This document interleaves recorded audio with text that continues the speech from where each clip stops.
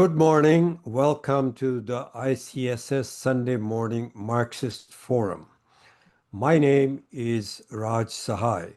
The Institute for Critical Study of Society, also known by its acronym ICSS, was formed in 2004 to preserve Marx's heritage and to support struggles for social justice and struggle for socialism, and which over time we hope will reach the stage of communism. That is the stage of complete liberation of humanity.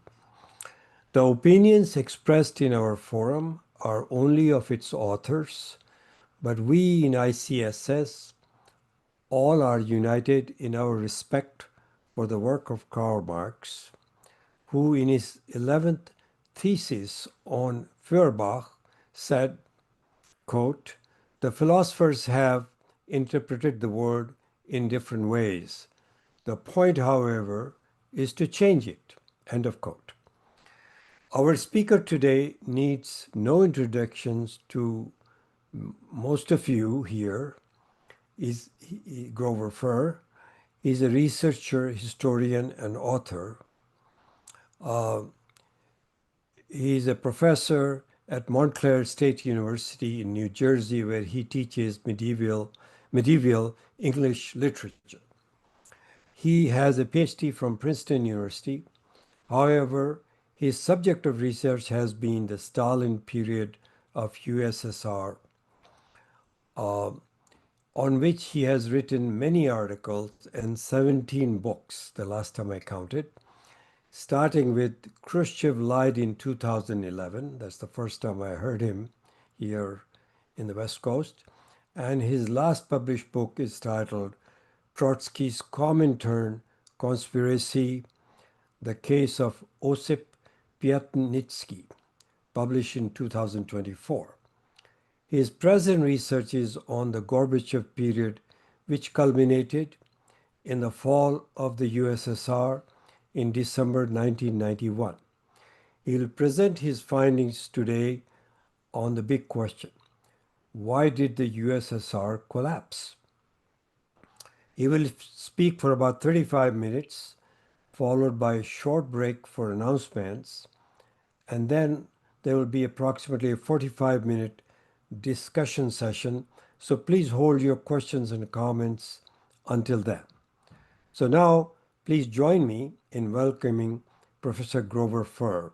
It's all yours, Grover. Thank you very much. Just one more time. Is the audio okay? Yes, I can hear you. Okay.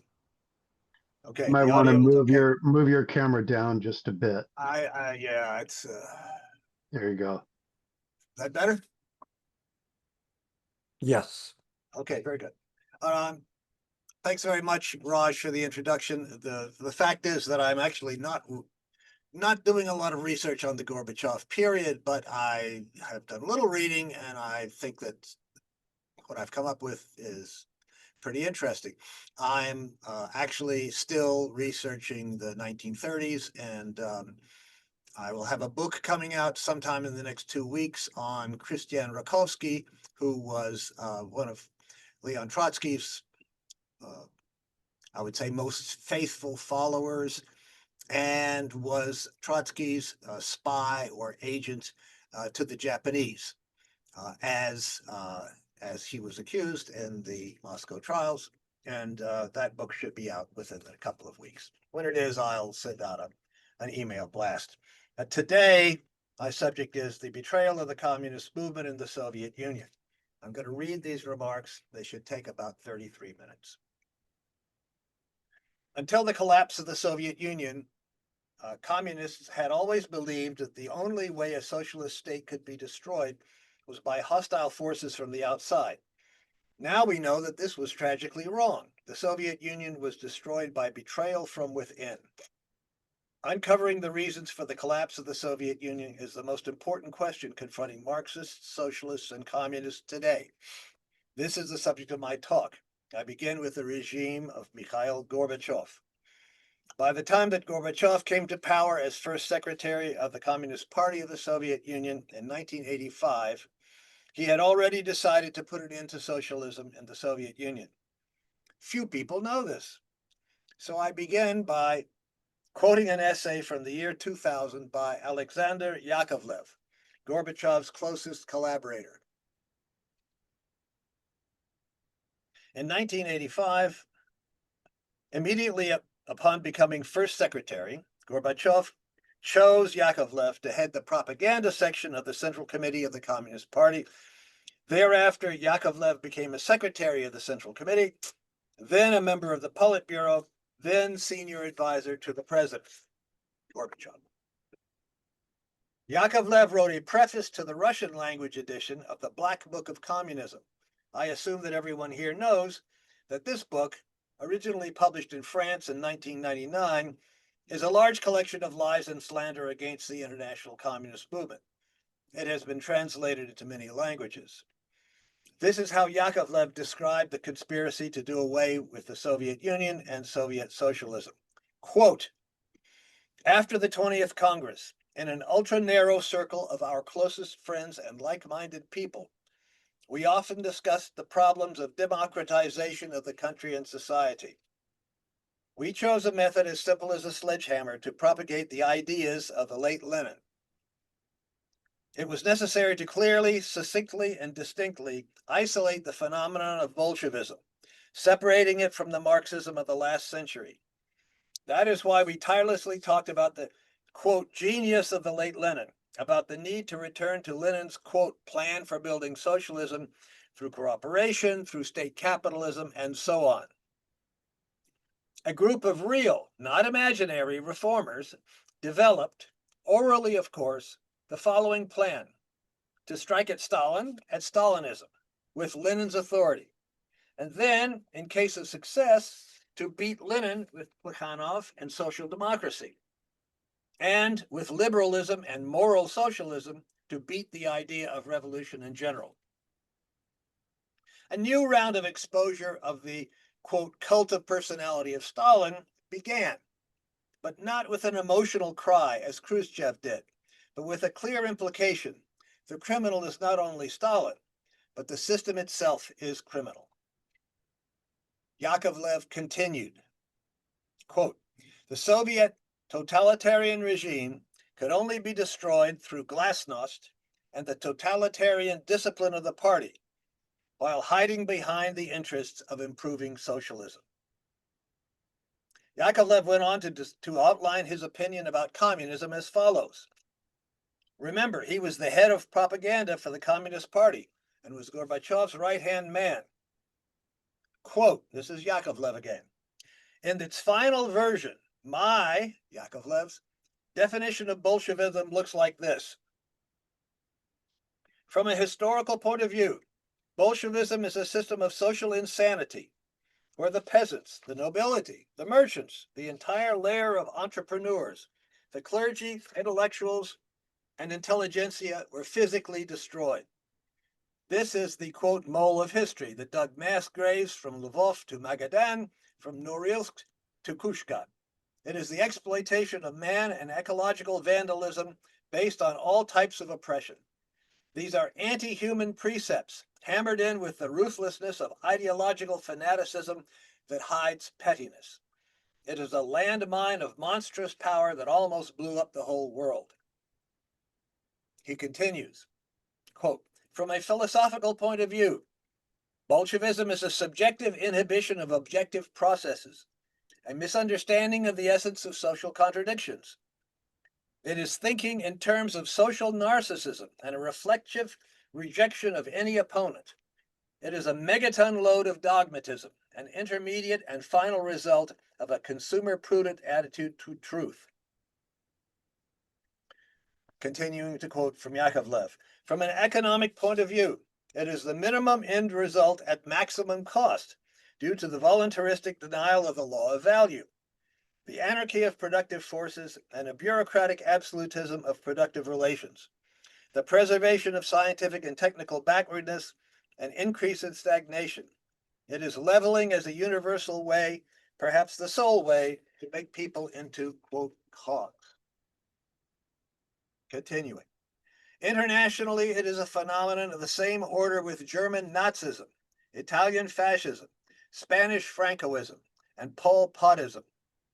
In modern dictatorial regimes, each has its own characteristics, but the essence remained the same. End quote.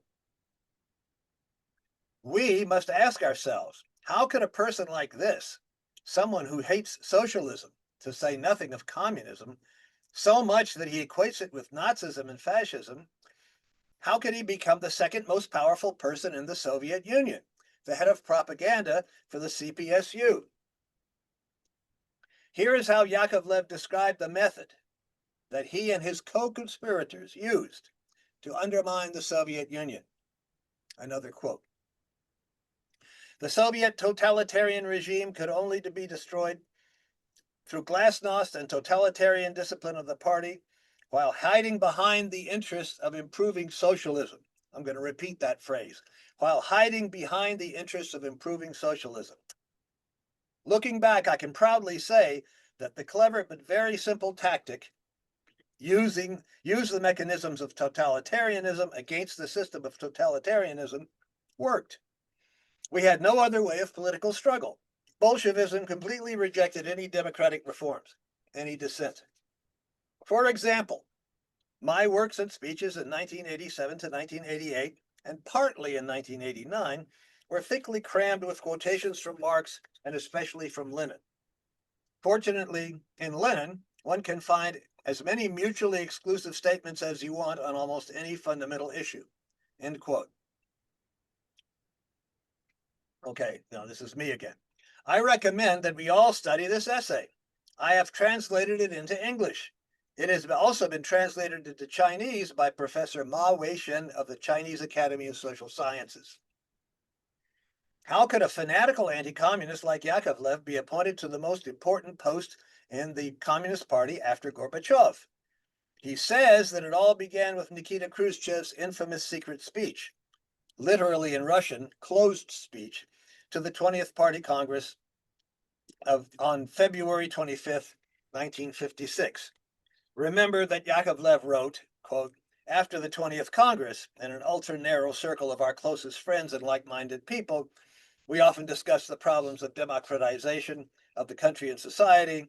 A group of real, not imaginary reformers developed, orally of course, the following plan to strike at Stalin, at Stalinism, with Lenin's authority, and then in case of success, to beat Lenin with Plekhanov and social democracy, and with Lenin, liberalism and moral socialism to beat the idea of revolution in general, end quote. Yakovlev says that the conspiracy in which he was one of the leaders began with Khrushchev's secret speech. Khrushchev's speech of 1956 was an extended attack on Joseph Stalin. Today, we know that Khrushchev was lying. In 2008, I published a book in Russian in Moscow in which I demonstrated that every charge of crime or misdeed by Stalin or by Lavrentiy Beria in Khrushchev's speech is provably, demonstrably false. I began by identifying 61 accusations against Stalin and Beria by Khrushchev in this speech. With the use of documents from former Soviet archives that were available by 2008, I showed that at least 40 of these 61 accusations by Khrushchev are deliberate lies. In 2011, my book was published in English under the title Khrushchev Lied. It has since been published in more than a dozen languages, including Chinese, French, German, Italian, and Czech, to name a few. The implications of the fact that Khrushchev did nothing but lie about Stalin and his supposed crimes are profound. They are also largely unexplored. For one thing, it strongly suggests that Stalin committed no crimes at all. For if Stalin really had committed even a single genuine crime, why wouldn't Khrushchev have included it in his speech along with all of his lies? Since the end of the Soviet Union in 1991, an enormous number of documents from former Soviet archives has been available to researchers. They include many documents containing evidence about the defendants in the three public Moscow trials of 1936, 37, and 38, as well as about many other persons who were arrested, convicted, and sentenced either to death or to prison during the Stalin period. What these documents show is this: Khrushchev and his men, and then later Gorbachev, Yakovlev, and their men, lied and falsified everything concerning Stalin himself and the Stalin period generally. Let's start with Khrushchev. After his secret speech of February 25th, 1956, many party members, many leaders, mainly leaders who had been tried, convicted, and executed during the Stalin period, were, quote, rehabilitated. What does rehabilitation mean? It is a dishonest term that is intended to deceive. We are encouraged, misled, to assume that if a person has been, quote, rehabilitated, that person was not guilty of the crime of which they were convicted. However, this is not true at all. As early as the 1980s, anti-communist scholars concluded that rehabilitation was a purely political act that had nothing to do with juridical guilt or innocence. In his German language book, Bukharin's Rehabilitierung, the Rehabilitation of Bukharin, Mark Junge writes, quote, rehabilitation in the Soviet Union was an arbitrary political administrative act, which was determined primarily by the political expediency of the measures and not by correctness according to criminal law. This has been fully confirmed by the voluminous evidence we now have. The fact that someone, a defendant in in one of the Moscow trials, for example, has been, quote, rehabilitated, does not mean that this person was in fact innocent of whatever crime he was convicted of. In Khrushchev Lied, I discussed all the, quote, rehabilitation documents that were available in 2005. Not a single one of them contains evidence that the person rehabilitated was innocent. Since then, my Moscow colleague Vladimir L. Babarov and I have examined many other rehabilitation reports. None of them contained any evidence that the person rehabilitated was in fact innocent of the crime of which he or she was convicted.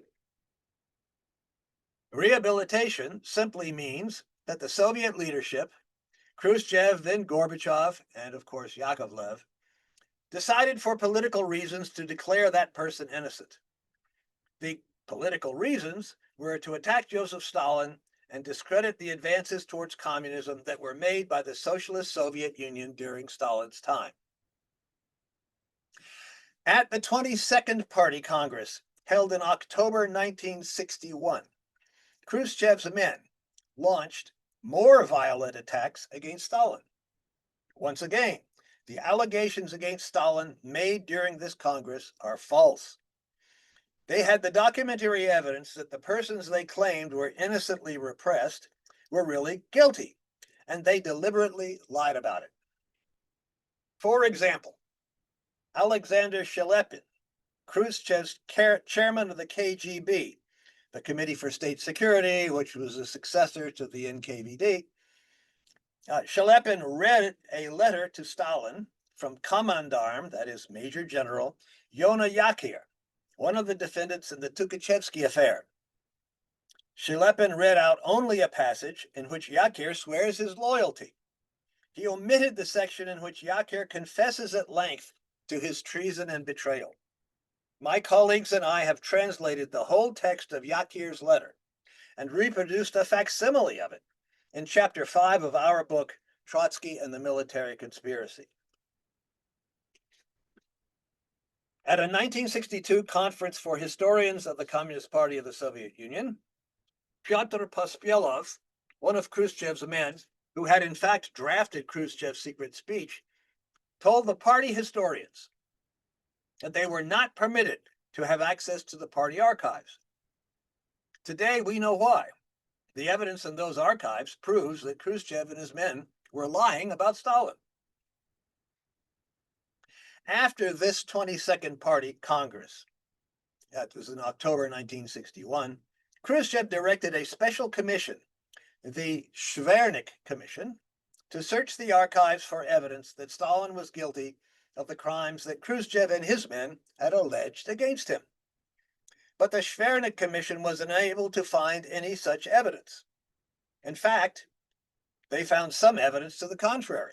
For example, evidence that Marshal Tukhachevsky had indeed been conspiring with the Japanese General Staff. The reports of this commission were not published until 1994, 1995, after the end of the Soviet Union. Here is an interesting fact. 20 years ago, Yale University Press announced that it would be publishing a translation and commentary of the Schwernik Commission reports in its Annals of Communism series. But this book was never published.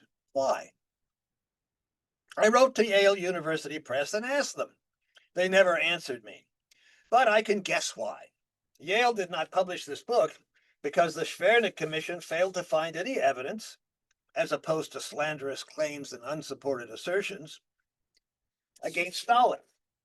Yet Khrushchev and his researchers had access to all the documents, all the records of all the prosecutions and trials, and they still could not find actual evidence of a single crime of Stalin. So why would Yale publish such a book? During 1962 to 1964, Khrushchev's last years in power, a great many books and articles were published charging Stalin with yet more crimes, and many more persons were rehabilitated.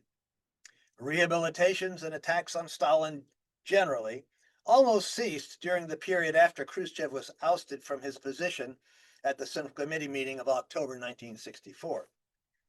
A few books that were intended for publication as part of Khrushchev's attack against Stalin were completed too late and were not published.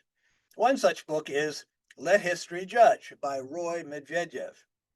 It was smuggled to the West and published in many languages by major publishers. It too is full of lies and contains no primary source evidence for the charges against Stalin that are made in it. In short, it's worthless for those interested in the truth, but it has proven very valuable to anti-communists, to dishonest and or incompetent pseudo-scholars, and to Trotskyites, all of whom continue to cite it even today, 60 years later. In March 1965, Mikhail Gorbachev was elected as first secretary of the CPSU. Gorbachev and Yakovlev immediately resumed attacks against Stalin on a level that surpassed even Khrushchev's campaign of lies and slander. Today, we have access to an enormous amount of evidentiary material from former Soviet archives. A careful study of these materials reveals that the Khrushchev era and Gorbachev-Yakovlev era charges of crimes against Stalin are all false, every one of them.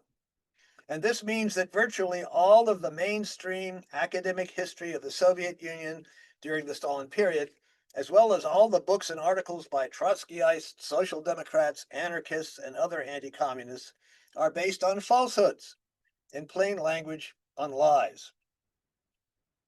Here are a few examples of charges that my colleagues and I have proven false. 1. Stalin did not have Soviet Jewish theater director Solomon Mikhoels murdered in January 1948. This is a lie supported by crude forgeries. My co-author Vladimir L. Bobrov of Moscow and I demonstrate this in our book, Stalin Exonerated, Fact-Checking the Death of Solomon Mikhoels.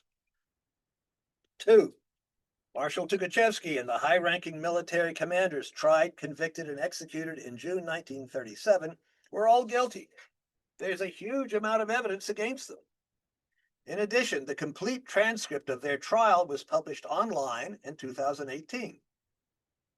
Our book, Trotsky and the Military Conspiracy, discusses the evidence and contains the only complete translation of this trial transcript in any language.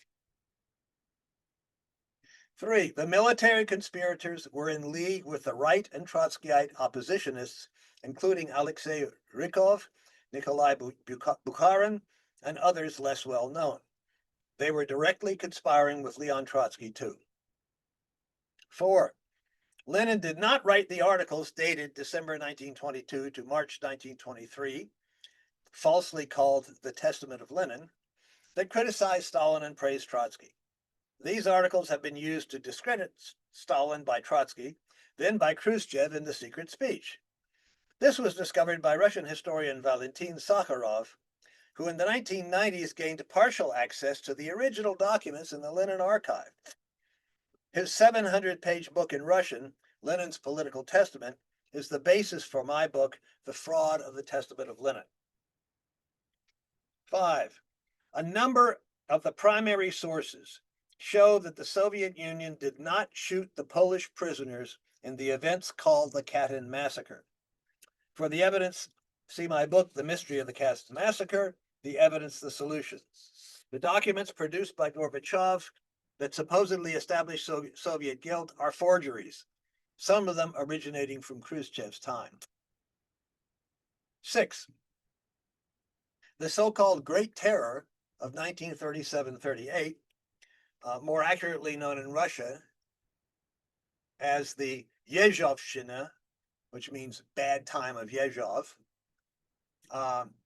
involved the murder of a great many innocent persons by Nikolai Yezhov, the head, that is commissar, of the NKVD.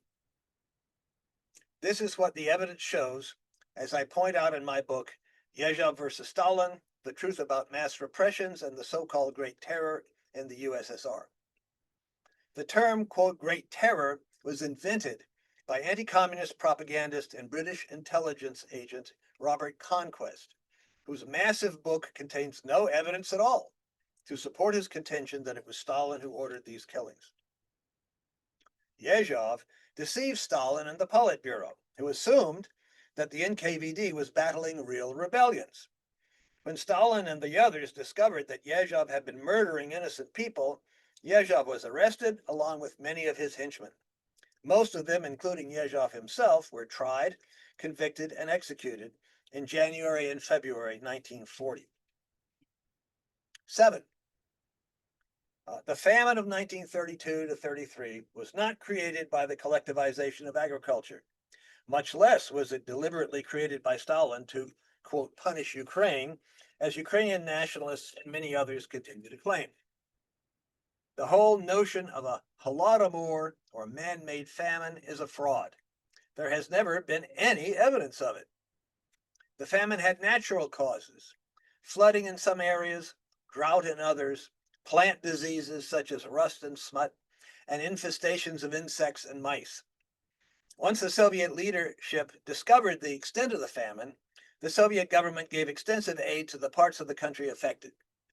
This enabled a weakened peasantry, whose numbers were shrunken by deaths and illness from starvation, to bring in a good harvest in 1933 and put an end to the famine. The famine was not confined to the Ukrainian Republic, as Ukrainian nationalists falsely claim. It affected areas of Russia and especially Kazakhstan. The best research on this and on Soviet agriculture generally is by Mark Tauger of West Virginia University. I have summarized Tauger's research in 2 chapters of my book, Blood Lies, and in the first chapter of my book, Stalin, Waiting for the Truth. 8. Leon Trotsky really did have a serious conspiracy within the Comintern.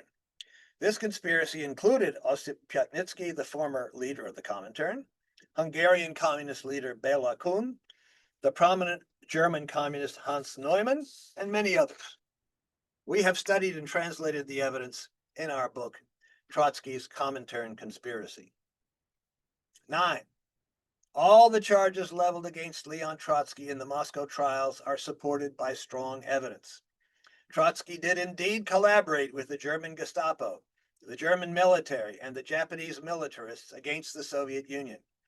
The evidence cannot have been faked. There is too much of it from too many different sources. My latest book is on Christian Rakovsky, one of Trotsky's closest friends and political allies. Rakovsky was indeed Trotsky's agent to Japan and a Japanese spy. 10. Trotsky lied to the Dewey Commission in April 1937. The commission held hearings and declared that Trotsky had been framed by the first 2 Moscow trials, though it had no evidence to support this conclusion. What's more, Trotsky lied shamelessly to the Dewey Commission. We can prove this from documents in the Harvard Trotsky Archive, open to researchers in January 1980. See my short book, The Fraud of the Dewey Commission. I have now published 6 books about Trotsky and his lies and falsifications. Trotsky lied to an extent scarcely believable until we remember that Trotsky was involved in a network of conspiracies against Stalin and the Soviet Union, and that lying is an essential tactic in any conspiracy. Today's Trotskyites, like Trotskyites in the past, ignore the evidence we now possess and cling to the falsehoods about Stalin because these falsehoods sustain the Trotsky cult. Khrushchev had to know that the charges he and his men leveled against Stalin were false. Likewise, many of the party leaders who heard Khrushchev's secret speech must have known that at least some of what Khrushchev said was false. They remained silent. But a younger generation believed him. Yakovlev clearly believed the Khrushchev-era lies. So did Mikhail Gorbachev. Gorbachev wrote, and now I'm quoting Gorbachev, "The idea was, in fact, to break the back of that totalitarian monster, that party-state structure that sought to subjugate and absorb the whole of society, every person." Gorbachev and his henchmen knew that their so-called reforms would cause great hardship to the Soviet people. They didn't care. In 1990, the Soviet Union still in existence, Gorbachev wrote in Pravda, quote, "I am inspired that the current generations, learning from the past and correctly assessing the realities of the present, found the strength to take responsibility for a fundamentally new socio-historical solution despite the incredible political, economic, and psychological difficulties that await us along this path. Everything is still ahead, including the main difficulties." End quote. Vitaly Ivanovich Vorotnikov was a high party official, eventually chairman of the Council of Ministers, then chairman of the Presidium of the Supreme Soviet. Concerning Gorbachev's actions, Vorotnikov wrote as follows, quote, "The main hero of perestroika, M.S. Gorbachev, in his interviews since mid-1992, brazenly and shamelessly declared that he had planned the entire, quote, democratic revolution, so-called, from the very beginning, but had concealed it. Otherwise, he declares, quote," and this is Vorotnikov quoting Gorbachev, "if I had then proclaimed the final goal, I would inevitably have been overthrown," end quote. Back to Vorotnikov. To what monstrous cynicism in relation to one's country and one's people must one reach in order to make such statements? End quote. Philip Denisovich Babkov was a Soviet general and high KGB official. Babkov wrote, quote, "Was Gorbachev so naive that he did not understand what kind of upheaval was taking place in the life of the country? No. From the very beginning of perestroika, everything was done thoughtfully and unhurriedly.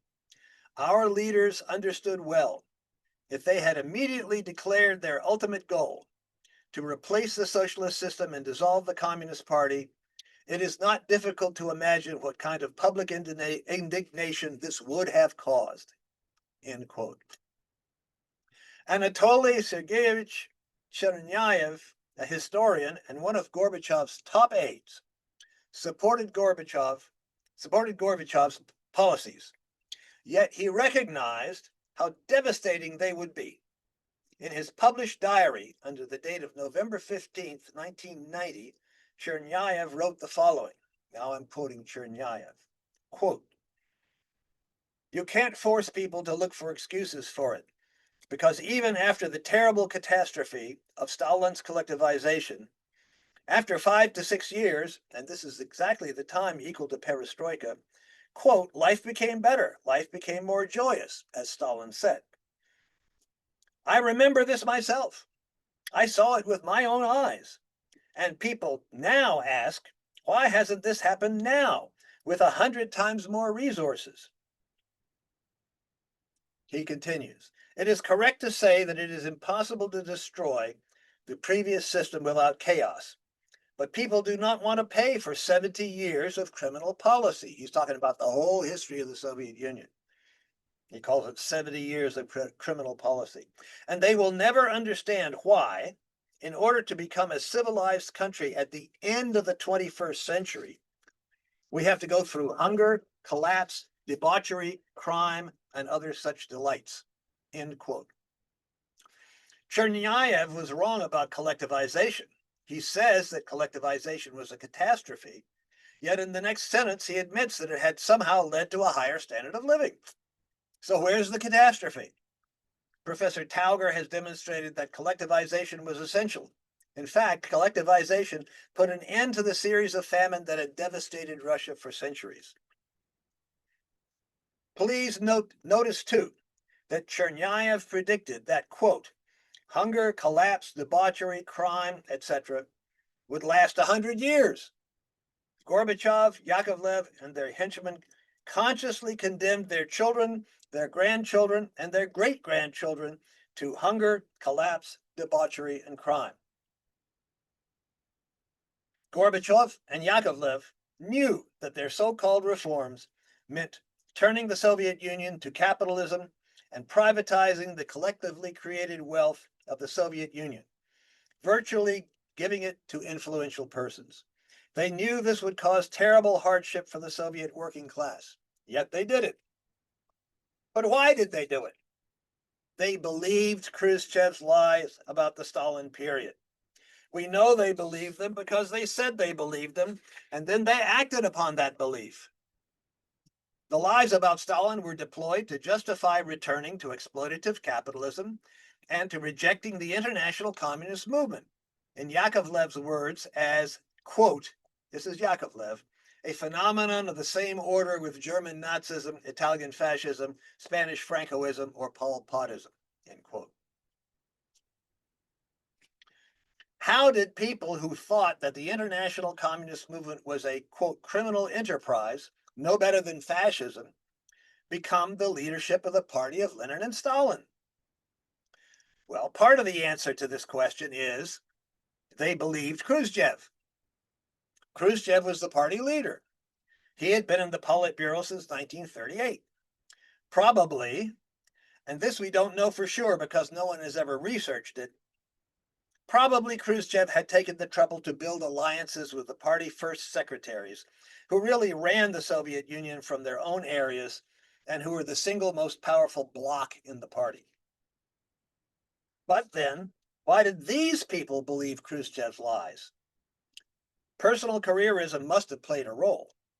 In addition, they were accustomed to believing the party leadership and following the policies that the leadership set. They had done so under Stalin and continued to do so under Khrushchev. They must also have sympathized with Khrushchev's political line nationally and internationally, policies that turned sharply away from the policies supported by Stalin. Probably the best known were the abandonment of violent revolution against capitalism as the only road to socialist revolution, the policy of peaceful coexistence with capitalist countries, leading to what came to be known Euro-communism, which meant the rejection of the working class as the essential agent of revolutionary change and the embrace of electoral politics. This in turn led to the need to ally with other classes rather than winning these other classes to unite with the working class. These and other differences, as they were understood at the time by the leadership of the Communist Party of China, are outlined in the documents of the Sino-Soviet dispute. All of them are available online in English at the Marx to Mao website. The leaders of the Communist Party of China began to recognize how Khrushchev was betraying the international communist movement. But they did not know that Khrushchev was lying about Stalin. They did not have the evidence from Soviet archives that we have today. If the Chinese Communist Party leadership had known that Khrushchev was lying about Stalin, the history of socialist China might have developed differently.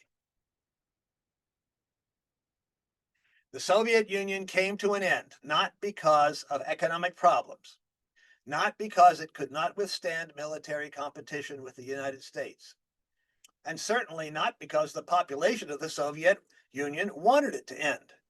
It was destroyed from within. The Gorbachev leadership was convinced that the goal of Lenin and Stalin, a socialism developing with time into communism, was morally wrong. They believed that on the basis of lies about Joseph Stalin and the Stalin period. The late Russian historian Alexander Ostrovsky put it this way, and I'm going to be quoting from Ostrovsky. In his memoirs, A.N. Yakovlev takes offense at the statements of George Bush and some other American politicians that the USA won the Cold War against the USSR. What caused this former Soviet leader's disagreement? It turns out that it was not the Americans who defeated the Soviet Union, but it was the Soviet leaders who themselves surrendered their country. They surrendered it and hoped that doing that would get them credit with American leaders. They were just like the capitalists of the world, who also believe that getting rid of exploitation is wrong. And it is wrong for them. Gorbachev, Yakovlev, and what Yakovlev called, quote, an ultra-narrow circle of our closest friends and like-minded people, end quote, and, quote, a group of real, not imaginary reformers, developed a plan to attack Stalin. They carried out this plan by publishing thousands of articles and books filled with falsehoods about Stalin and the Stalin era of Soviet history. And the Stalin era is the heroic period of Soviet history and of the history of the world communist movement, the era of its greatest world-shaking achievements. They did this in order to justify converting Soviet socialism into overt predatory capitalism by turning the wealth collectively produced by the labor of the Soviet people into private property, creating dozens of billionaires and millionaires, and leading to decades of impoverishment, unemployment, and declining life expectancy for Soviet workers. This has been called the greatest expropriation in the history of the world.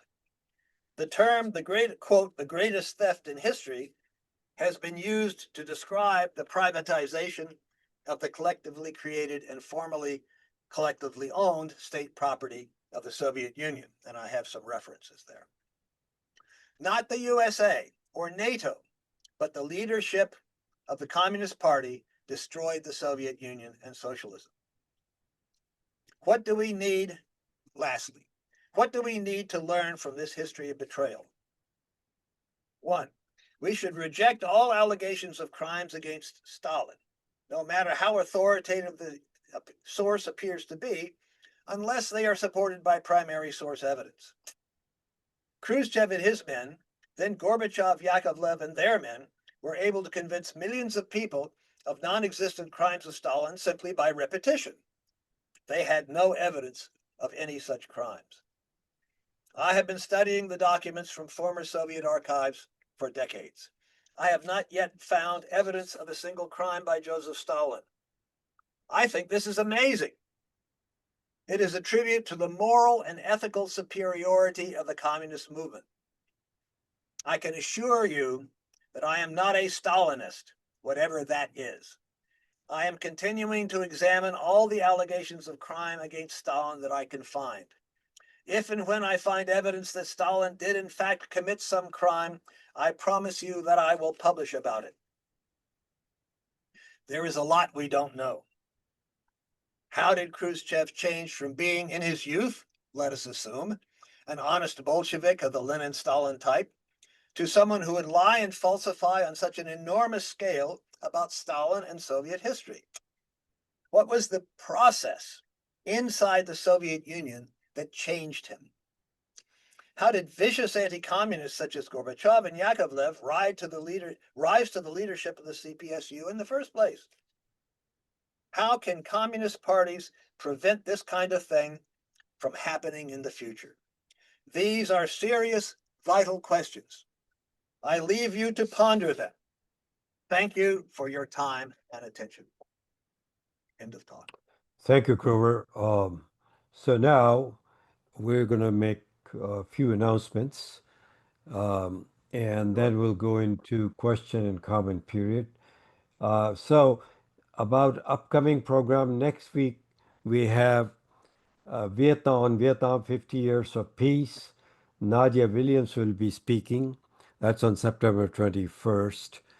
And to find out more about other upcoming programs, I want you to go to our website, icssmarks.org, where we also request for donation. And I'm asking you for that also because we need to, all of us who organize this program give our labor freely and voluntarily and with enthusiasm, but we do need to pay our technical support, who charge very little, but still we need money. So we ask those who support Grover Furr's work also support ICSS. So for that, you can go to ICSSmarks.org, where you'll find different ways by which you can support our work by single check, single payment, or monthly payment, which is what I do myself, and I encourage you to do it. You can do it through different ways, including buy me a coffee and other such things. So now about the question answer period. Uh, each person, please, you can raise the hand, and I already see hands raised. And I would not necessarily go in sequence as they are raised, but I'll try to get to everybody as questions or comments. You are limited by time to 2 minutes, and please do not ask more than one question if it is a question, because today we have the highest audience of any time that we've had except one time. So we have reached a limit almost, which is 100. So we hope you, and also I want to remind you, this is a comradely forum. Please be respectful of others, and you can be asked a tough question, but no abuse, so that we can have a conversation that is professional and so that we can clear the matter. You can disagree with Professor Furr, and you can make your comment and ask a question, but please maintain that. So with that said, I'm going to now go to the first question, and in my screen, George Grunthal appears as the first person. So George, please go ahead. Just very briefly, Gorbachev did the final getting rid of the Soviet Union, but as Professor Furr has pointed out, this began with Khrushchev, but it was not just a secret speech that was undermining the USSR, but also the basis of production, where already under Khrushchev, production was being, even in the state enterprises, was being produced for profit, not for the benefit of the material and cultural needs of the working people. There's also a book which I can put in the chat called When and Why Socialism Failed in the Soviet Union. It's not perfect, but it does go a little further in terms of looking at the strata that were pushing for a return of capitalism that existed even under Stalin, although Stalin did try and fight them as best as he can. That's it. George, please put that book in the chat, please. Yeah. It would be very useful. Thank you. So, do you want to respond to this comment, Grover? Should we proceed? No, I think that's, no, let's move on. That's good, George. Thanks for that. Okay. So the second person on my list is Richard Wright. So quick. I thought it was at the end, but well, thank you for your presentation. The question I had is, it seems to me that implicit in your presentation is that it's a critique also of democratic centralism. Time and time you mentioned about how actors contrary to to the socialist experiment, if you will, get into power and subvert that process. Is that true, or am I reading something into there, or could you comment on that? Thank you very much. I don't understand exactly what your question is. Well, could you elaborate on the pros and cons of democratic socialism? You know, the democratic centralism, rather. It seems to me that what you've demonstrated is that it's very prone to corruption, and that's why. Could you maybe elaborate a little bit on that? Thank you. Well, you asked my opinion, so I'll give you my opinion. I don't think that's the problem. I think the problem lies more in just what the definition, what the concept of socialism is. And briefly, obviously, we can't have any kind of lengthy discussion here and now about this.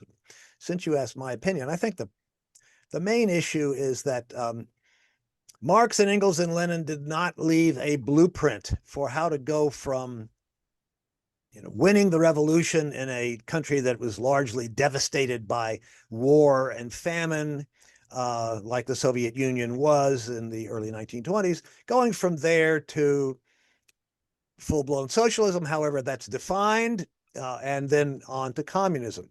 So they didn't have a definition. They didn't understand how that was going to go. And the Bolsheviks in Lenin's time and then again in Stalin's time were basically feeling their way.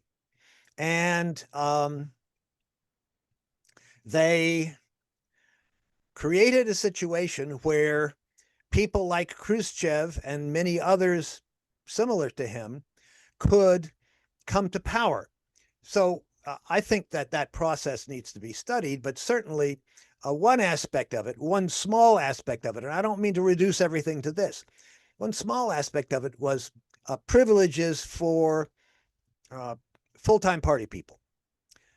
And, that I think was a serious problem. But there's another problem, and I think this occurs in all countries which are basically non-industrial and then have a revolution or wish to have a revolution. You have a tension between the fight for communism and nationalism, the desire to build a strong national, economically and militarily powerful state. And if we take a look around the world outside the Soviet Union, I think you can see that over a long period of time, the forces of nationalism have proven more powerful than the force for communism. And whereas that's understandable in countries that are poor and non-industrialized, I think in the Soviet Union, that was another big problem. George alluded to the fact that Khrushchev promoted the use of the profit motive in different aspects of the Soviet economy.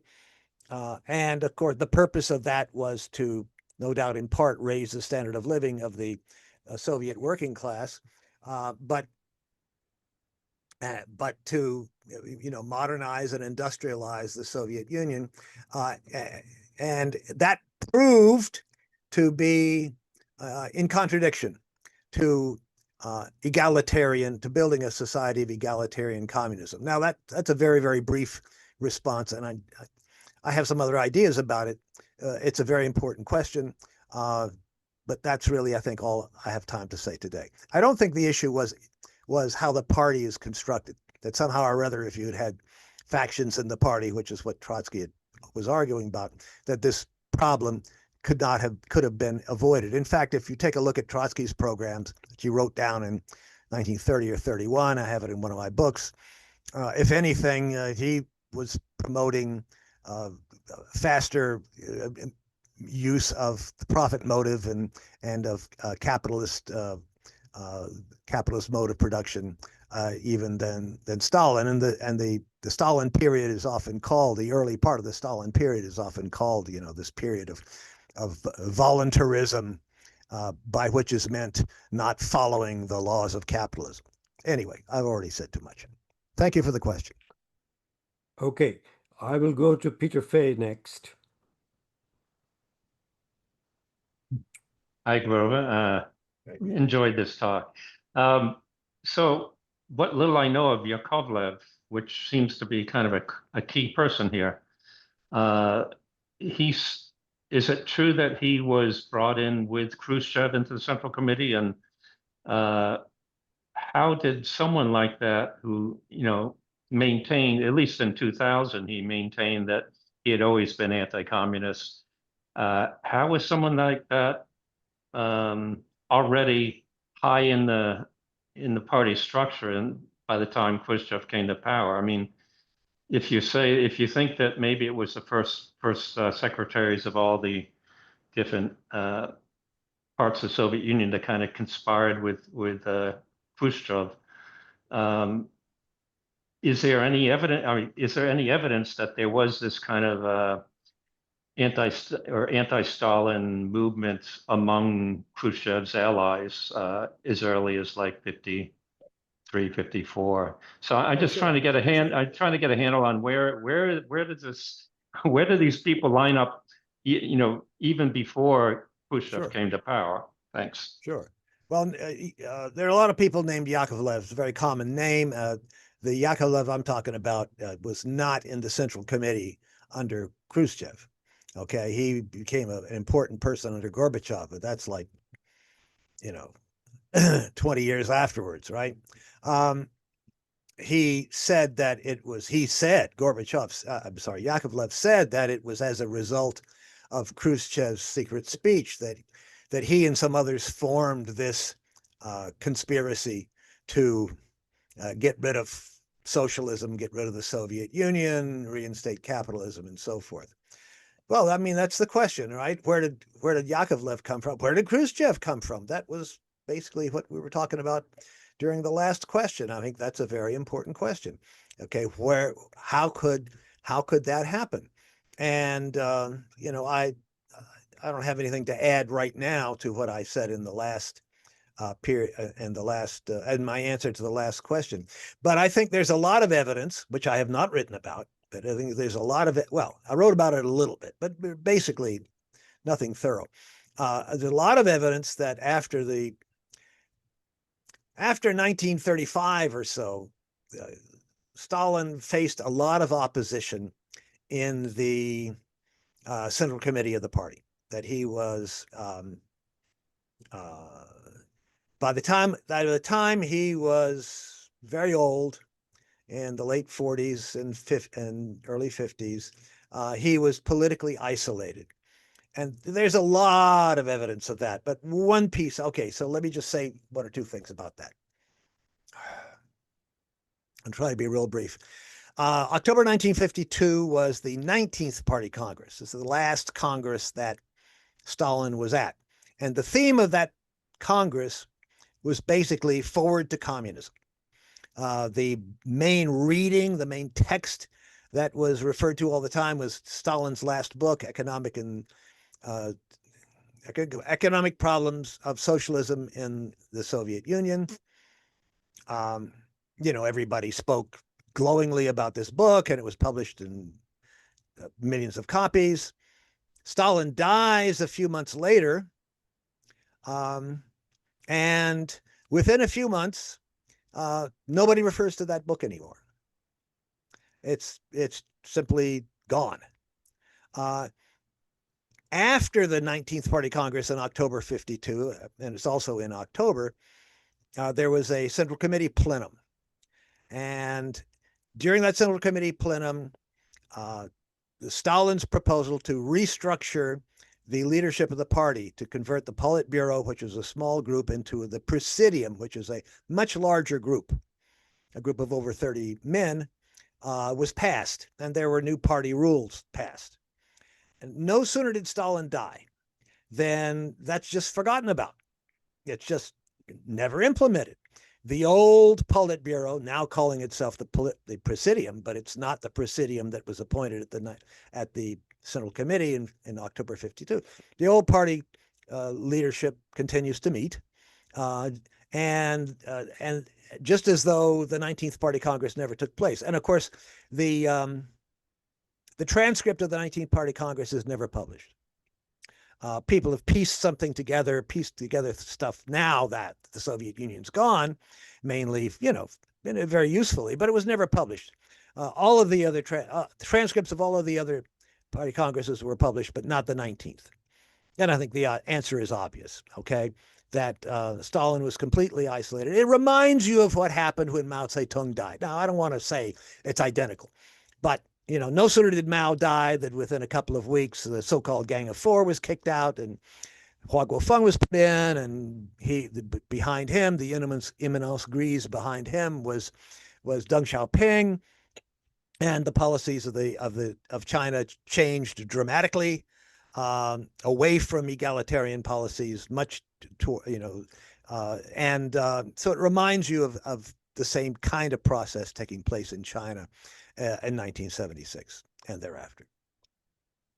Okay, so I'm going to go with Comrade Hugo next. 2 minutes. Hello, everyone.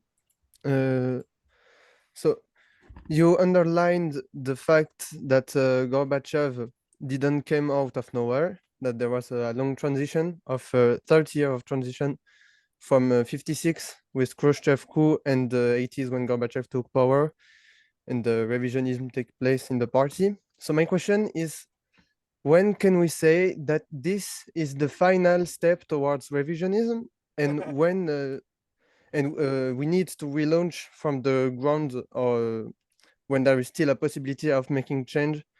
And I'm not especially thinking about the Soviet Union because the Soviet Union is gone, but I'm also thinking about today when I see like the French Communist Party or the revolution in Nepal. Maybe you follow the last event with Prashanda's government, or even the Communist Party of China, you just talked about it. When we are engaging in revisionism, when we as Marxists should break with the current organization, and when you study Soviet history, when is the break with socialism? Well, When good should question. we stop to follow? I would say let's start by doing something I suggested in my talk, which is going back. Your voice is low, Okay, Grover. is this any better? Yes, much better. Okay, I would say start with reading all the documents in the Sino-Soviet dispute, which starts in 1957 and goes on through 1964-65. And they're all available. The Chinese Communist Party, at a time when Mao Zedong was still the primary leader, was grappling with exactly that issue. So that's a good place to start. Okay, I'm not prepared to give you any kind of definitive final answer to that question, but that's an important place to start. I think those documents are not sufficiently appreciated. The Chinese communist leadership saw very quickly after Khrushchev's secret speech that something very wrong was going on. And in fact, they saw it, but maybe they didn't even see it clearly enough. As you know, in 59, Khrushchev pulled all Soviet aid and all Soviet technical experts out of China. They had been in there helping the Chinese to build an industrial and modern infrastructure. And Khrushchev just ended all that aid and pulled everything out. It was tremendously destructive to the economy of China at that time. And he clearly did it because the Chinese were questioning him. And up until that point, up until the late 60s, the late 50s, the Chinese had been more or less following what you might call the Stalin road to socialism. That is, collectivize agriculture, then you industrialize with your own your own resources, not through foreign investment, but just through the blood, sweat, and tears of your own population, on your own efforts, and that path, that trajectory, gets seriously discredited within the leadership of the Chinese Communist Party as a result of Khrushchev's speech. And then this struggle begins in the leadership of the Chinese Communist Party, which, you can trace through, till maybe the end of the 1960s. So this, I think, is the fundamental issue, the fundamental question that's at play in the history of the Chinese Communist Party from 57 until 69, let's say, including the Cultural Revolution. When the Cultural Revolution was started, Mao said it's about getting rid of the 5% of the party leaders who are taking a capitalist road. But some of the left opposition within the Cultural Revolution said, no, it's just the other way around. 95% of the party leaders are no good. And in essence, what they were saying is we need a new party. And so, the struggle that was going on in China from 57 until let's say the Ninth Party Congress in 69, I believe it was, is in many respects an attempt to answer the question that you have asked. So it's a very fertile ground for important research. Okay, thank you. Chandler Daversa will be my next person to go ask the question. Hello. First of all, thank you, Raj, for hosting, and Professor Furr for the excellent presentation. My question is surrounding the Yezheshchina, or Great Terror, if you want to take the conquest narrative. So it's clear from your research, and to a lesser extent, Archgetty's research, that it wasn't this totalitarian model of Stalin just waking up and signing off the deaths every day. There was clear conspiracies from Yezhov and Franovsky that were eventually found out. My question to you is, how did Yezhov and others, Khrushchev has blood on his hands, and Ukraine as party secretary as well, how were they so successful in committing, crimes and excesses against genuine, communists without Politburo or CC knowledge? And was there an event that precipitated, that being found out by Beria, who of course came in and ended up investigating and executing these members? Thank you. Well, that's a good question. I go into that in my book, Yezhov versus Stalin, like the first half of the book. But obviously, there's a lot we just don't know. Okay. And I'm not aware that anybody is really researching this. For example, a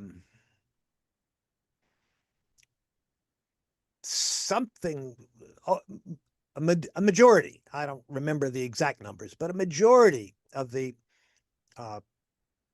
delegates to the 17th Party Congress of the Soviet Union in January 1934 were either imprisoned or arrested, put on trial, and either imprisoned or executed by, let's say, 1939, something like that. It's a very large number of the secondary level of the party leadership. So in my old article back in 2005 called "Stalin: The Struggle for Democratic Reform," I discuss the information that was available to me at that time, the opposition to Stalin's policies, which is another way of saying the continued controversy, discussion, and struggle within the party itself. And it appears as though a number of these party first secretaries got involved with the opposition conspiracies, and let's just say a word about the opposition conspiracies, which really did exist. And we tend to focus on the Moscow trials, and they're very important, obviously. But there are other questions. One of the questions is, where did all of these opposition conspiracies come from? And I think that we have to recognize that starting back in Lenin's day,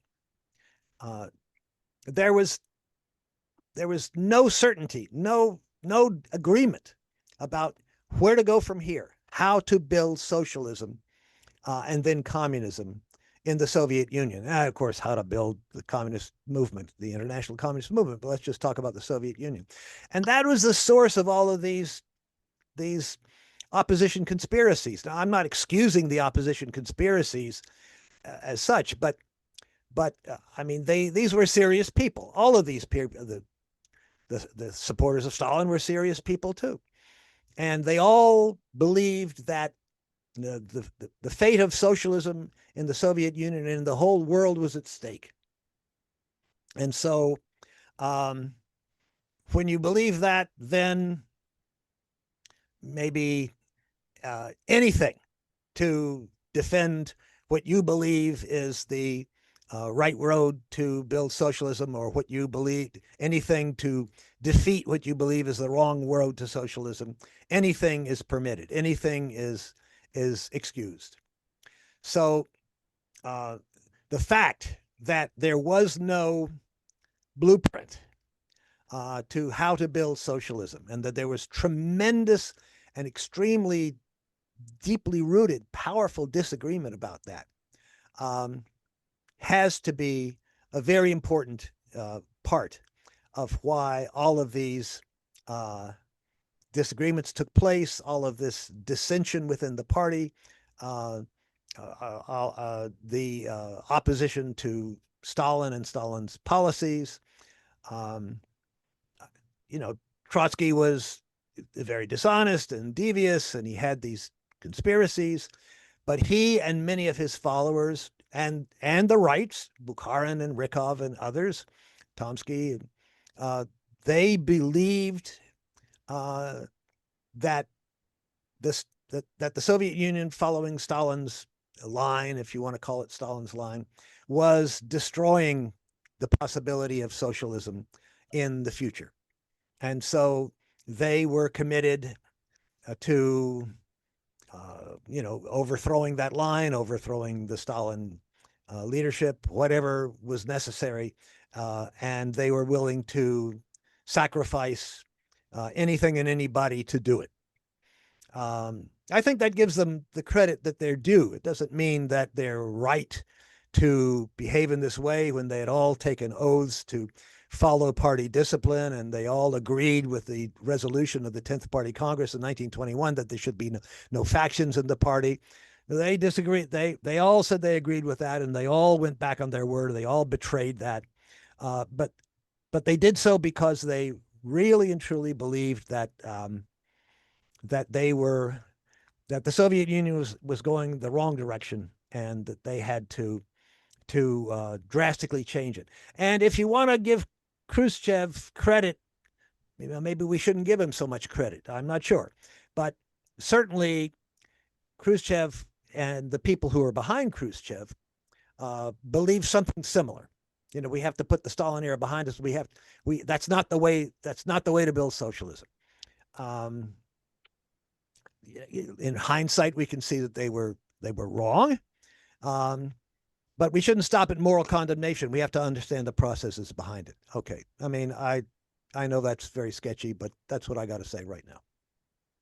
Okay, Grover, I've got 9 hands raised, which means we can only go to them if we extend the session. Are you okay? okay? I'll try to be briefer. Okay. No. Is it okay if we extend the session by 15, 20 minutes? Sure. Your time wise. Okay. So I'll try to get to everybody. Please be patient. I'm not necessarily going in sequence. So go to Dustin next. Dustin, please go ahead.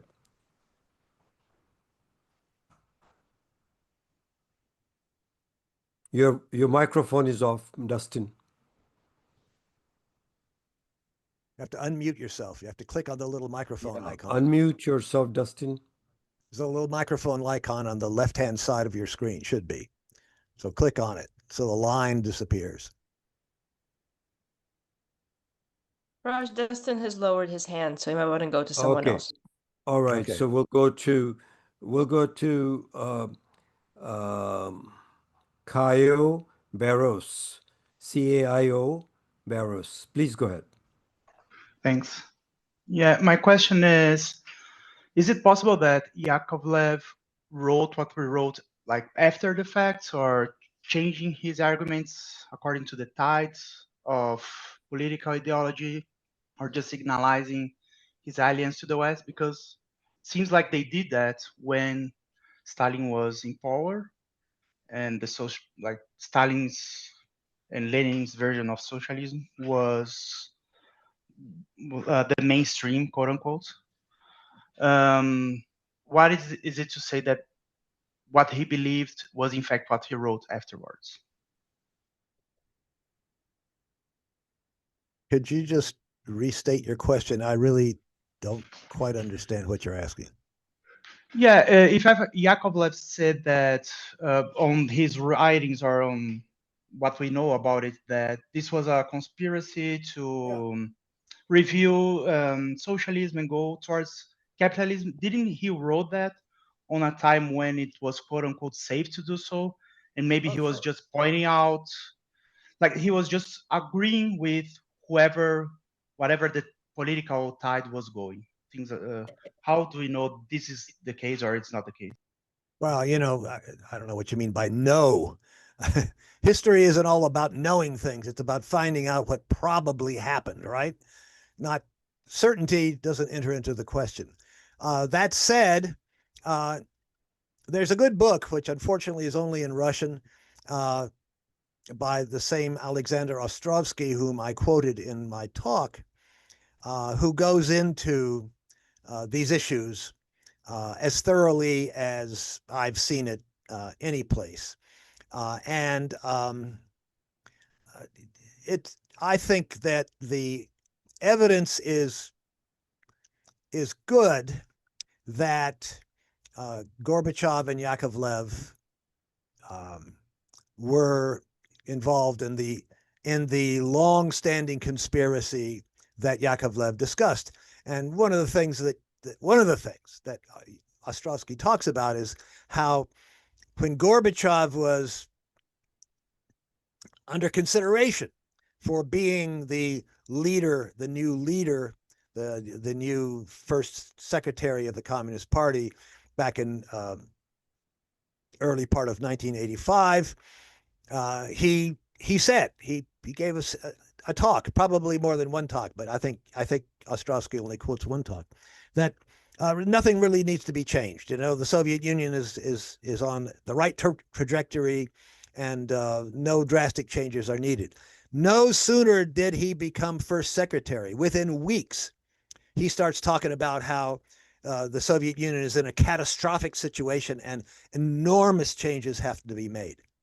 So, you know, I think that I don't think there's any evidence that Yakovlev and Gorbachev, whom I also quoted, right, were just saying, you know, towards the end of the Soviet Union or after the end of the Soviet Union, what they thought might be, might be acceptable at that time, might be expedient to say at that time. I think that there was such a conspiracy. They acted as though it were a real conspiracy that existed for a long time. Okay, the next person, Dustin is back. So Dustin, please go ahead. Just All right, unmute sorry yourself. about that first time. So there's a book that I'm reading that touches on some of the topics here today and also mentions some of your works called Khrushchevism, a Study in Psychological Warfare.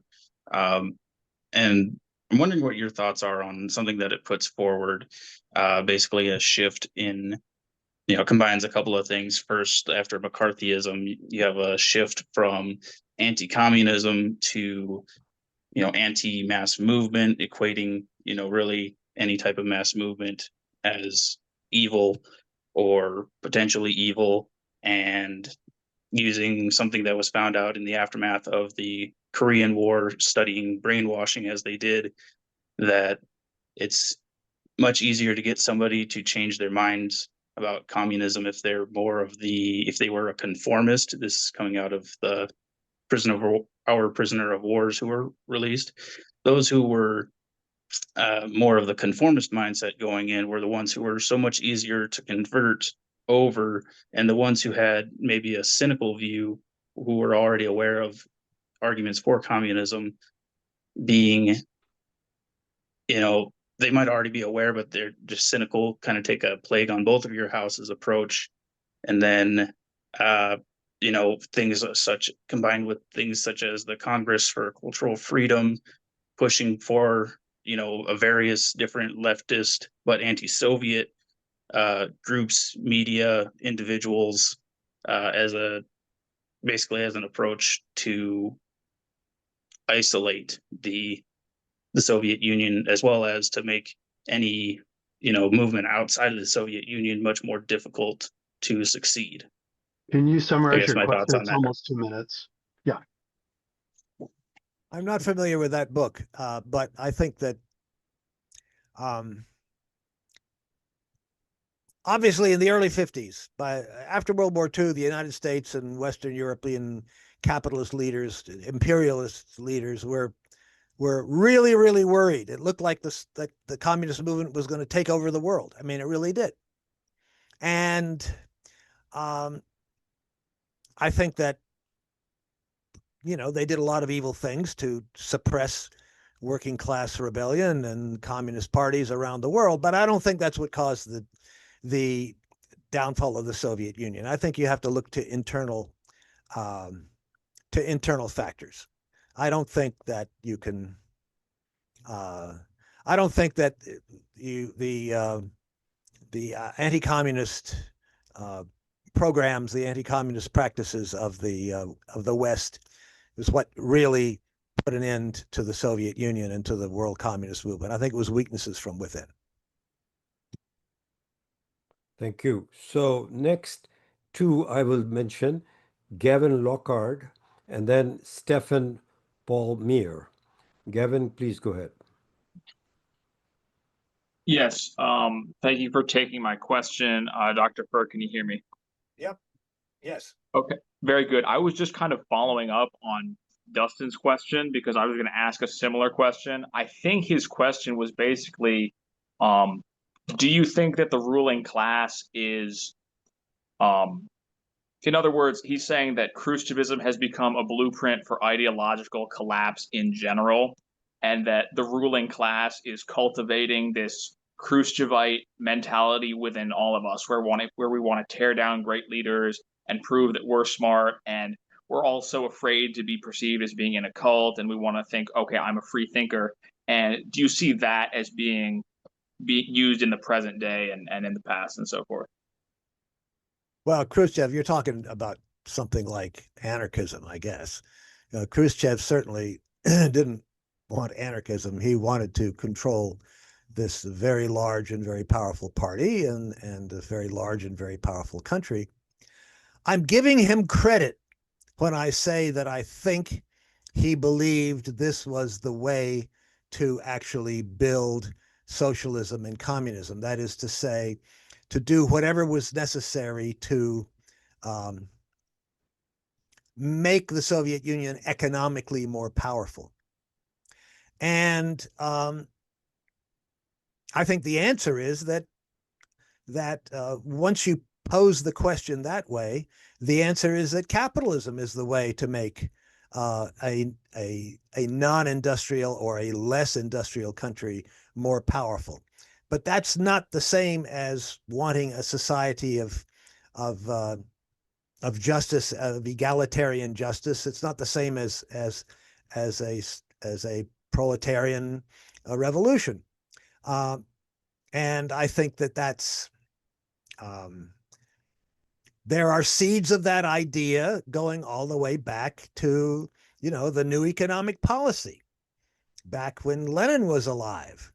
And that doesn't mean I'm not passing judgment on the new economic policy, but I'm just saying this tension between egalitarianism, fighting for communism on the one hand, and fighting for industrialization on the other hand, is a profound one. Now, Stalin was correct. The Stalin leadership were correct that the Soviet Union had to industrialize to build a modern army and the economic infrastructure to support a modern army, because they knew that the capitalists would attack sooner or later. And doing that, they went about that in a certain way. And they were successful, although at great cost, but the capitalists attacked them. I think that rather than asking whether they should have done something differently then, I think we have to try to learn from the lessons of how that all ended up with Khrushchev and this idea that economic development is more important than moving towards true socialism and empowering the working class, and then towards communism. I think that's an important issue for us to address. I think that's the question that we all of us who think that communism is a worthwhile goal, a worthy goal, need to think about how that goal was lost sight of. I think that Gorbachev and Yakovlev are at the end. They're the end point of a certain kind of thinking that, but it doesn't start with them. Okay, I think the roots of that go much further back. Okay, before I go to the next questioner, I would remind people that you can sign up on ICSS marks.org, and then you will get the notices for the upcoming programs. So because there are a lot of new people, please consider signing up. Stefan Paul Meir, you're next. Yes, thank you very much. Grover, what is our best method for developing a curriculum that can best disseminate this knowledge that you and others have collected? We need a study group and a curriculum. I'm sorry, I'm not coming through, am I? Well, you could be louder, but go ahead. Okay, so I would like to know what your opinion of how to develop a curriculum for the study of this knowledge that is being developed. We need study groups, and the study group needs a curriculum. How can we best develop that curriculum? Well, I would say get started. You need a collective of people who are going to put it together, and you should get started. But I did make a couple of suggestions here, right? I think it would be very helpful for people to read the Sino-Soviet dispute. I mean, you may as well jump into the middle. I don't know where the beginning is, and I don't know where you want to say the end is, but in the middle there somewhere is the Sino-Soviet dispute. And I think that is a really good place to start. And years ago, I mean, so many years ago that I'm embarrassed to mention it, but years ago, I started to study the Chinese language because it occurred to me even then that the period from the Chinese Revolution and the way in which it developed, and especially maybe this period from 57 to 69, which was in many respects, a reaction to and about events in the Soviet Union, the position the Soviet Union was taking, held a lot of lessons for us to study for the future. I've alluded to a few of my own ideas here, but I just say, if you're going to get started, start studying that. My Chinese is not as good as it was. I used to be able to read all that stuff in Chinese. Now not so much, because I just don't have time. I just can't do both. I don't have time. But you can read it all in English. It's available in English, and I think that you should do that. And I think that and then take it from there, and then take it from there. Thank you. Thank you. Dan is next.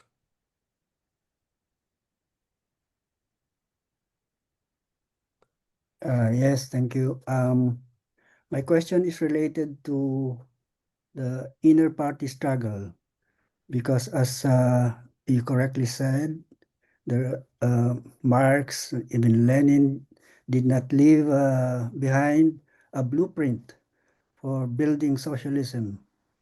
And in fact, Lenin also said that the building of socialism up to communism will take a whole historical period, no? And even right after the revolution, the Bolsheviks were already faced with the civil war, and they had to implement war communism. And then after they succeeded, they switched to new economic policy, where actually Lenin said it was state capitalism, no? They have to develop the productive forces through, some opening up, unlike in the period of war communism, that everything were, what you call this, centralized by the state and then distributed to where resources were needed. And then in the period of Stalin, they started the 5-year plans, no? They had central planning, and it was successful in the sense that in the period of Stalin, Russia was able to industrialize and prepare for the expected attacks from the international bourgeoisie, of course, led by Germany, Nazi Germany. That's 2 minutes. Yeah, but I think we have enough materials on up to the period of the struggle in the inner party struggle at the time of Stalin. But after Stalin, where you have Khrushchev and the following leadership inside the party, do you have any research into the inner party struggle up to the time when finally Gorbachev, all these wreckers of the party and the country and the socialist project? Very briefly, thank you for the question. This goes somewhat beyond the matter of historical research. I do not consider myself to be a political theorist, but of course, these are important questions which everybody has to be concerned about. But I don't wish to say that my opinions are more valid than anybody else's. So human beings learn by trial and error. The Bolsheviks had many successes and they had many failures. Ultimately, they failed because their goal, certainly Lenin's and Stalin's goal, I don't know about Khrushchev, but certainly Lenin and Stalin, and the goal of millions of communists in the Soviet Union around the world was to build socialism and to build communism. That was the goal, and it didn't happen. I think that Stalin tried his hardest to follow Lenin's path. I think Lenin tried to follow what Marx and Engels taught, who they also had no blueprint. So I think what we have to do is we have to not, I think it's wrong. I think it'd be a mistake to go back and say, well, the Bolsheviks should have done this, or they should have done that, or maybe Trotsky should have been in the leadership, or maybe Bukharin should have been in the leadership, or maybe Stalin should have acted differently. What happened. We need to learn from their mistakes as well as their successes. And So the question is, what mistakes did they make? Okay. And my personal view at this stage is that the Soviets under Stalin tried to implement what they thought Lenin's guidelines were. And that is to say, I don't think they misunderstood it. I don't think that Trotsky is right when he said, Lenin, they were anti-Leninist. I don't believe that's the case. And I don't believe that's a fruitful kind of discussion to have. Who's the most faithful to Lenin? Because Lenin could not possibly have had all the answers. Nobody can have all the answers to what's going to happen in the future. That's impossible. So what we need to do is to study the Soviet history, the history of the Soviet Union, and figure out where they went wrong, because they went wrong. And certainly this failure began at least under Stalin, because Khrushchev didn't come from nowhere. Khrushchev was a high party leader for many years during Stalin's lifetime. And so we need to study what happened, we need to study what Lenin and then what under Stalin and what was going on. And we need to isolate what mistakes were made then so we don't make them in the future. But I think it's a mistake to look back on things and say, well, they should have done this and they shouldn't have done that. No, they were discovering. All right, here's the metaphor, and then I'll shut up. They were the pioneers. So if you've ever studied Lewis and Clark, you take a look at Lewis and Clark back in 1805 in the United States. They were the pioneers. They were supposed to go. Thomas Jefferson said, go west and see if you can hit the Pacific Ocean. And they did. But if you take a look at the path that they took, it was like all around in circles and very indirect. And they didn't know where they were going and they didn't know what they were doing. Because they were the pioneers. They were the first. They made lots of mistakes. They wandered around.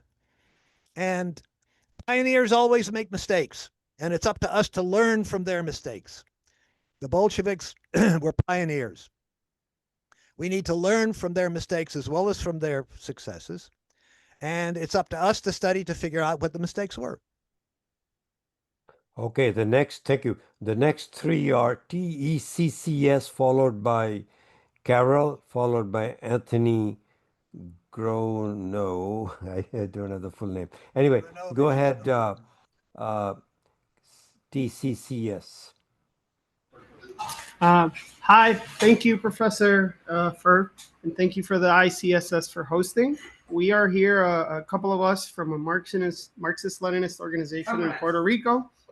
We are communist workers and students for social change. I'll try not to get too long.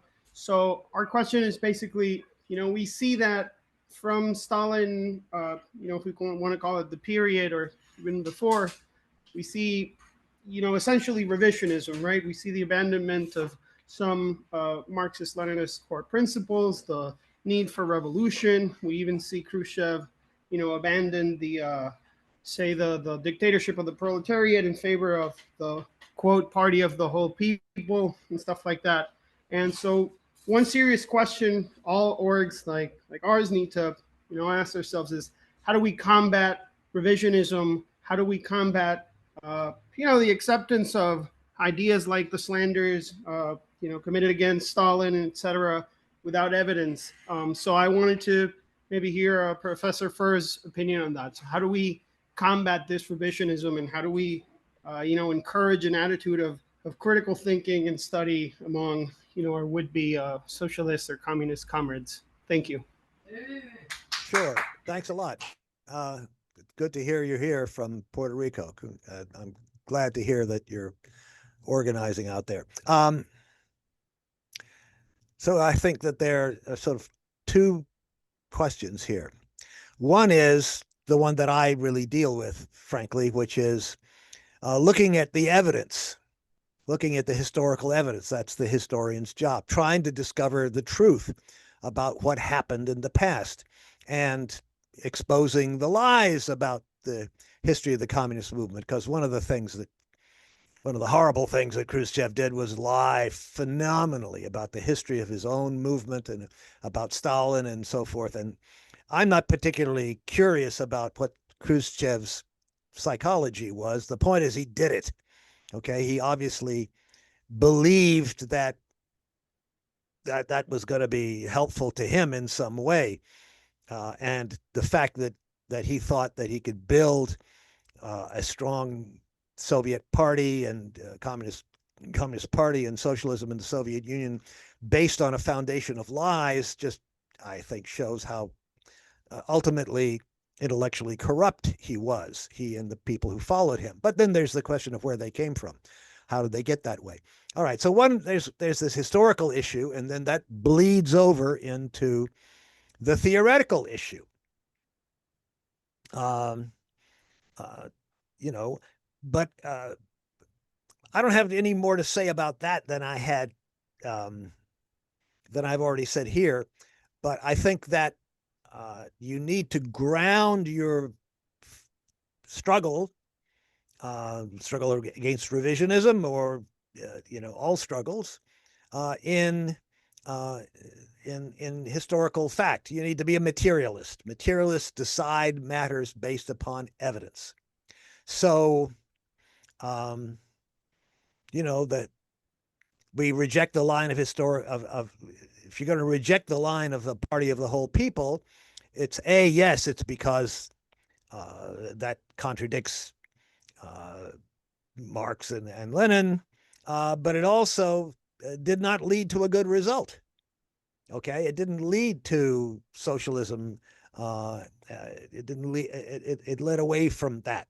So I think you have to start with historical truth, and it's important not to see Khrushchev's ideological changes, just like it's important not to see, you know, Gorbachev's, Yakovlev's changes in their political line as just, you know, ideas in their heads. They're based upon falsehoods. They're based upon lies. These people were lying deliberately, falsifying, just like, you know, capitalists and fascists do. And so whatever our answers are to how to build socialism and communism, they have to be based on historical truth. They have to be we have to be materialist. And so you can't have good theory without good history, without it being grounded in the facts. And I'm sorry that I don't have more to say about that right now. Thank you. Carol is next, followed by Anthony.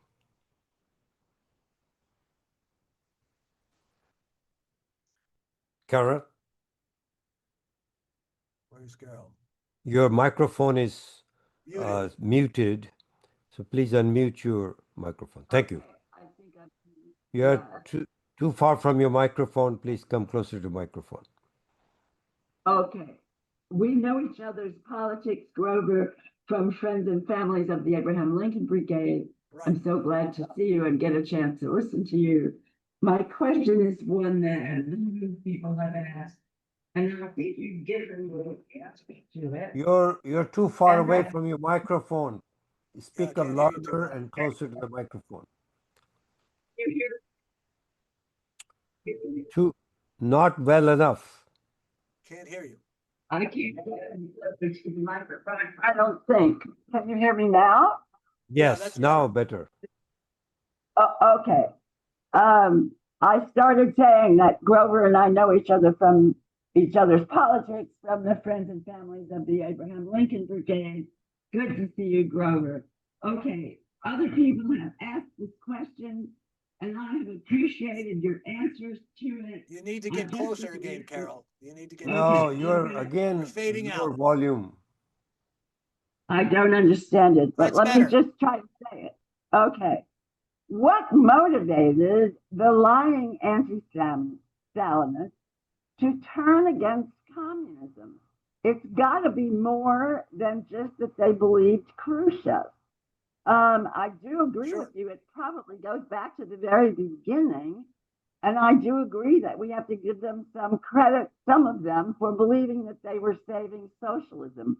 But I guess what I think we should look more to, what was in it for them? The who benefits question, you know? who benefits from the false belief in peaceful transition? Yeah.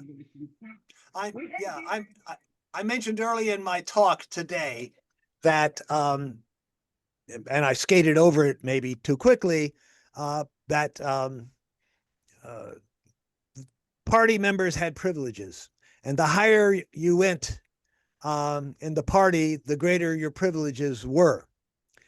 Now, I don't want to, the privileges of party leaders were nothing like the privileges of capitalists and capitalist politicians in our own society today, but they existed and they were real. And I think that was just a part of the problem. All right. This whole idea that communists too have to be motivated by material incentives, okay, by the lure of a higher standard of living, is an idea that has to have a corrupting influence. Now, yeah, I guess that's only a partial answer, but I think you're right. I think that careerism, a desire for special treatment and so forth, was certainly a part of the corrupting influence. I mean, there's more to it.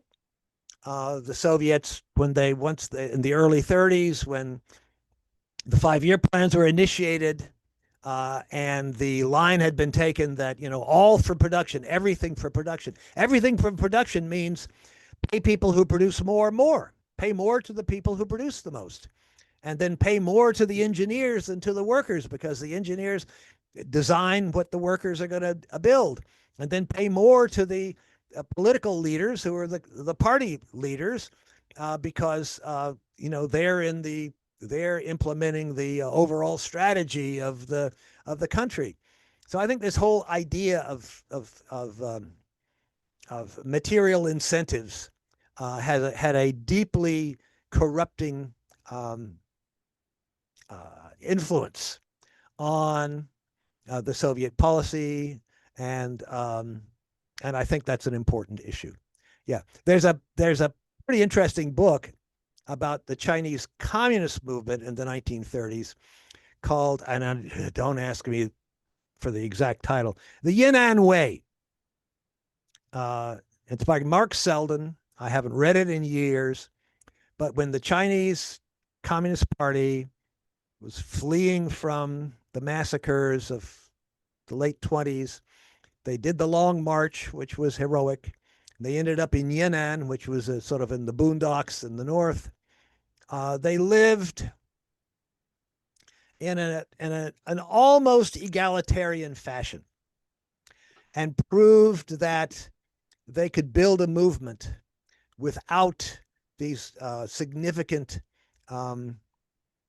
material differences, economic differences between intellectuals and workers, between communist leaders and ordinary peasants and workers. It's a very interesting book, and I think that there's a lesson there somewhere. Okay, next one is Anthony, and followed by Judith. The last one would be Sharon, who's been waiting a long time, but is a fellow organizer of this program. So we'll go to Anthony first.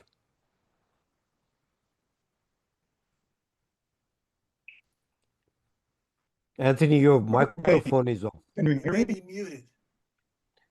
Come closer to your microphone, please. I'm not muted now, right? Okay. Can't hear you. All right. Very well. No, Close to the microphone. Get Can't hear closer me to the very well. Okay. All right. The root of the disagreement between Khrushchev and Stalin, I believe, goes back to their conduct in the Second World War. Stalin said that Khrushchev had to defend Kiev, other people had to defend, other generals had to defend Moscow and Leningrad, and Khrushchev disobeyed orders, and Stalin was furious. Is there any truth to that? because Khrushchev decided to chart his own path. He was jealous of Stalin. I haven't looked into it. Okay, I'm sorry. I have heard other people say that, and Tony, and what you're saying now, but I have never had the time to look into it. I've just been too busy looking into other matters. I'm aware that that is a story that's going around. I don't know how grounded in historical evidence it is. I have been trying to concentrate on dealing with issues that can be resolved or at least clarified, greatly clarified, by analyzing primary source evidence. And I'm not aware that that is one of them. So it's a story that's going around. There are a lot of stories going around. I'm not saying it's false. I'm not saying it's true. I really don't know. Okay. So Judith Osterman. Stalin was furious. Okay. Judith, please go ahead, unmute and ask your question. Yes, can you hear me? Yes. Okay. All right. Well, thank you very much, Dr. Furr. You say that you think that that the collapse of the Soviet Union was mainly due, or almost exclusively due, to the internal failures, and I think Carol, the thing that Carol brought up about the inequality creating corruption, I think that was hitting the nail on the head. But what I wonder is, capitalism never sleeps, and one of their strongest weapons is soft power, propaganda. So, do you know in what way a capitalist, imperialist propaganda was allowed to infiltrate the Soviet Union? Okay, thank you. Well, I think the answer is not much. There certainly was, Radio Free Europe and Radio Liberty. There was a very limited circulation of publications, but mostly this took place, after Stalin's death, right? Mostly starting in the mid to late 50s. Not Radio Free Europe, of course, that was around, but but other forms of capitalist propaganda. But there's a certain logic in emphasizing production, and particularly production of consumer goods over what is called production of the means of production, machinery, factories, and so forth and so on. I think that once you win people to desire a consumer society as opposed to desiring communism, where people share whatever there is, Consumer society implies that you buy things. Of course, you have to, that implies inequality. So once you start trying to curry political favor by emphasizing a consumer society, I think that we can see now, looking back on it. I'm not saying it was obvious then. I don't know what was obvious then. But certainly looking back on it, I think that was a crucial error. But then you want to ask, why didn't the leadership at that time see that? In the Soviet Union, people had suffered tremendous losses during World War II.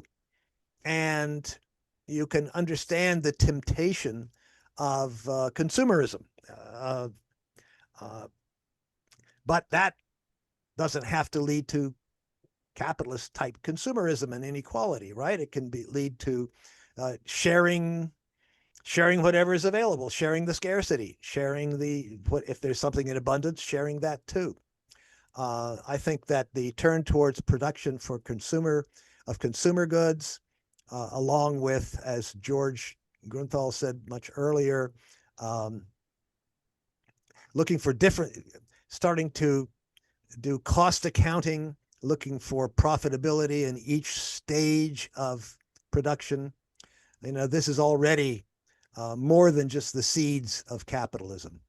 And I think that capitalism is ultimately what happened in the Soviet Union. The Soviet Union turned into capitalism, not because it was conquered from the outside, but because it evolved very strongly in that direction. And it also affected the consciousness of at least the party leaders, if not others.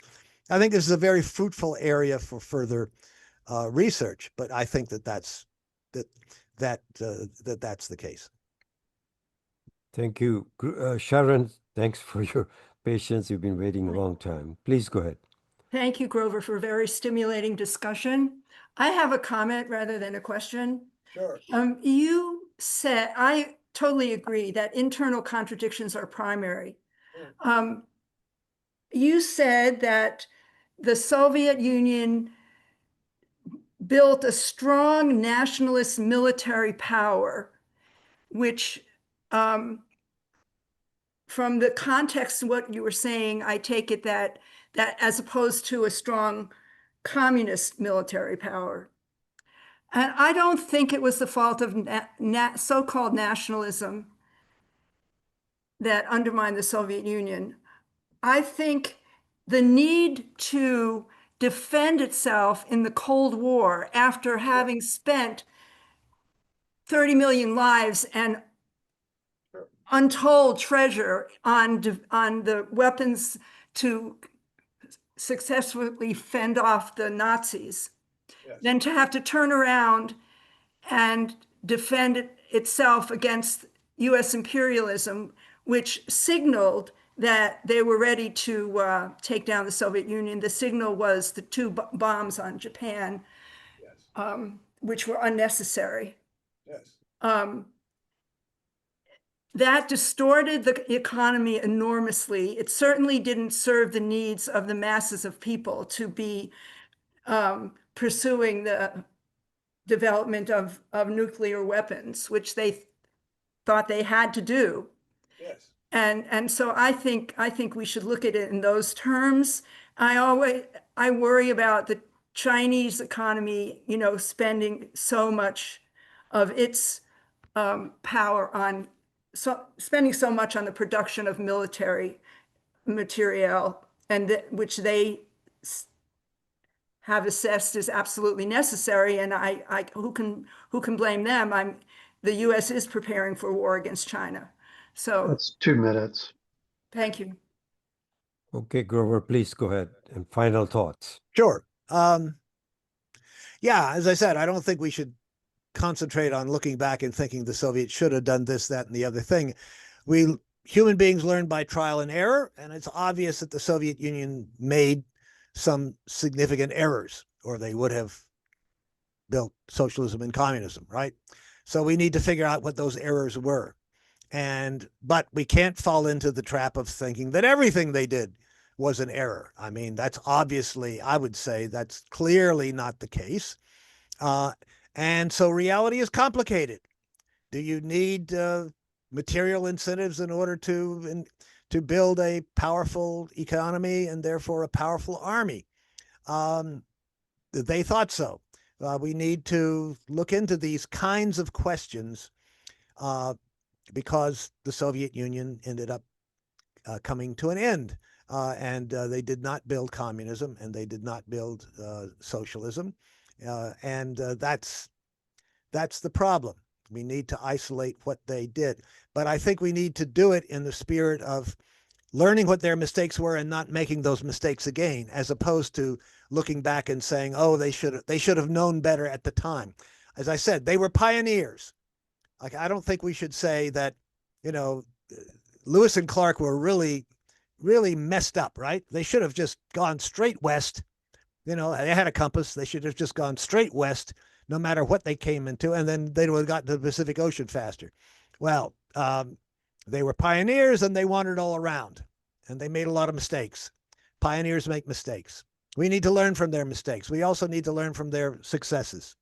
What we don't need to do is to go back and say Lewis and Clark were dumbbells, because given what we know today, we can see that they should have done something different. I don't think we should look back at the Bolsheviks and say they were dumbbells, because looking at, from our perspective today, we can see that they made serious mistakes and they should never have made those mistakes. Pioneers make mistakes. It's up to those who come after them to learn from them, and we need to learn from them today. Thank you all very much for listening to me and for your very thoughtful questions. And I will put these remarks online sometime in the next couple of weeks, and I believe that the ICSS will produce a YouTube video, and I will put the link to the YouTube video, both of them, on my homepage as soon as they are available. So I want to thank you all for being here. It's a great pleasure to speak to the ICSS, and it's a great pleasure to speak to all of you and to hear your questions. Thank you very much. Thank you, Professor Furr.